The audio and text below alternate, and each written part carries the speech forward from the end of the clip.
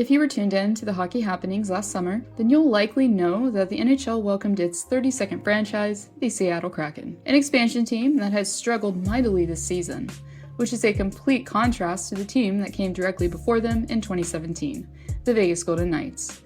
Some may call it luck, others a conspiracy, and despite what you may choose to believe, the Knights made the Stanley Cup Finals in their debut season of play. Most of us know this magical story all too well. Owner Bill Foley pays $500 million for a team, gets an above-average roster bursting with talent, and tragedy happens, giving the team a cause and a reason for the city to rally around them. Yes, all of the right ingredients came together to produce the perfect scenario. The team of Golden Misfits, led by three-time Stanley Cup champ Marc-Andre Fleury, dazzled spectators for season upon season, as many didn't expect that Vegas would be postseason bound for their first 4 seasons on a consecutive basis, or make the conference finals twice in 3 of those either. But despite their short-term bout of success, Vegas has recently come under scrutiny for various reasons. Fans outside of Sin City pretty much have bonded over the fact that they no longer want to see the Golden Knights succeed. In this video, we'll be taking a deep dive into why Vegas has quickly become one of the most despised teams in the NHL. And with that, here is why the Vegas Golden Knights are hated. So besides the obvious expansion draft conspiracy theory, which I do address in another video that I'll link below, there's a slew of more recent reasons as to why the team is despised. First, we'll be turning to the very first bench boss for the franchise in Gerard Gallant. Known as a player's coach, Gallant embarked on a new start in Sin City. After getting fired in embarrassing fashion by the Florida Panthers, Gallant was likely hoping that he would receive some respect this time around. And for the most part,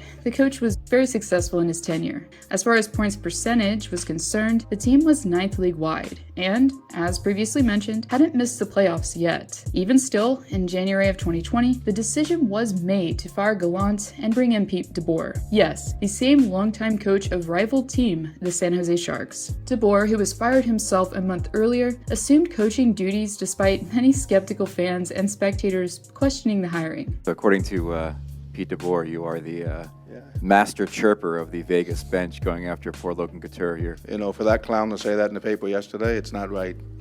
And in case you didn't already see the shades of a Hollywood-type tale, we're just getting started. Vegas acquires Robin Lehner from Chicago the month after DeBoer's hire. As expected, the Golden Knights embark on another playoff run, but this time, there's some more controversy over who the net belongs to. Lehner ended up getting the bulk of the starts while starting in 14 games in the playoffs, while Fleury got the nod just 3 times. And while it may have been easy to choose a side between the two netminders, the real culprit, according to Fleury's agent, Alan Walsh, was DeBoer himself. After starting a social media circus with his tweet, the glaring suspicion that Fleury was somehow being unappreciated was only amplified. Shortly after finishing his first Vezina-winning season, the flower was dealt to the Chicago Blackhawks for a prospect that has yet to make his NHL debut. In case you'd like to learn more in detail about the trade, I'll link a video below where I give more detail about it, but for more reasons than one, the impression was given that Vegas didn't appreciate Fleury like they should have. For one, we know full and well that owner Bill Foley did tell him that he would retire in Vegas and would not be traded. I saw him in the elevator with he and his wife, and I said, you know, you're going to retire here. He said, what do you mean? I said, you're going to retire here. This is where you're going to be, and you're going to get to learn to love Vegas, and Vegas is going to love you. 2, according to multiple sources, including Alan Walsh, Fleury did not get a courtesy call before the news of the trade broke. And 3, to be one of the best goalies to have ever played and get traded, for all due respect to him, but a player that no one knows existed is just ludicrous. Fleury wasn't the only original misfit to have been burned by Vegas. Defenseman Nate Schmidt, who was also blindsided by the news of his incoming departure, shared his thoughts to various media outlets.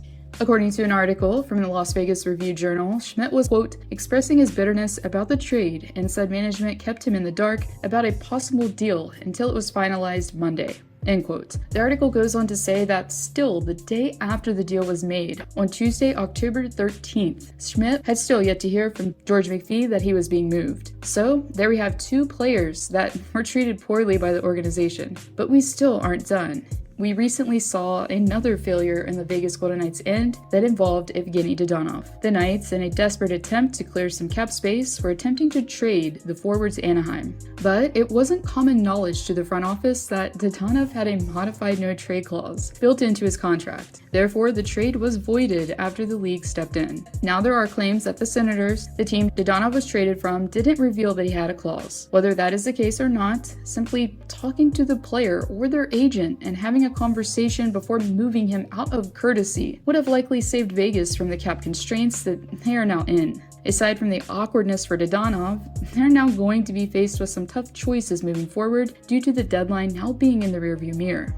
In conclusion, Vegas management has demonstrated a sheer lack of integrity, courtesy, and appreciation for its players. The winning at all costs mentality has been in effect in the brashest of terms. The outlook seems to be that players and coaches are simply warm bodies, and when they get tired of them, or something comes along that's better, they're immediately cast aside like garbage. For the most part, at least in my opinion, this is mainly why the Golden Knights are despised as much as they are. Because their players that are wearing the Knights crest are seen as an extension of the flawed business model that continues to operate in Sin City. Therefore, most of you watching won't presumably be shedding a tear if Vegas went on to miss the playoffs for the first time in franchise existence.